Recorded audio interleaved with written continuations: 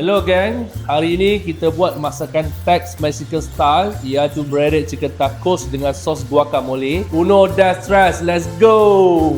Okay, first kali kita perlukan chicken breast. Kita belah dua dulu. Lepas tu kita alas dengan pasir wrap ataupun baking paper. Dan kita ketuk dia bagi rata supaya masak sekata.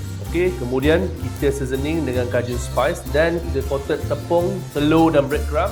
Dan salad untuk stuffing di dalam ayam taco tu, kita slice bawang holland dan kita slice 3 color cili benggala. Slice, mesti halus. Okay, dan untuk sos guacamole, mestilah kena ada avocado, chop shallot, chop cili merah, tomato dice cube, slice daun ketumbar dan perahan lemon bagi dia masam sikit nanti. Okay, dan untuk pak goreng pula, minyak kena guna api yang medium. Jangan terlalu kuat sangat api sebab nanti kita nak dia betul-betul rangup sampai dia bunyi krok-krak, krok-krak, krok-krak, krok-krak. Okay, dan juga kita buat lemon mayo. Kita letakkan cube dah shallot, tomato dice cube, chop daun ketumbar dan tambah sedikit susu full cream. Jangan terlampau cair dan kita perahkan lemon sedikit. Okay, lepas dah goreng ayam tadi, boleh isi lemon mayo dan tambah salad dan tomato bagi fresh and balance, dan avocado dekat dalam tea dia. Siap dah breaded chicken tacos kita hari ni. Rasa dia crunchy, creamy dan memang puas gila makan. Terus boleh cakap Mexican uno, dos, tres, la la la la la la la.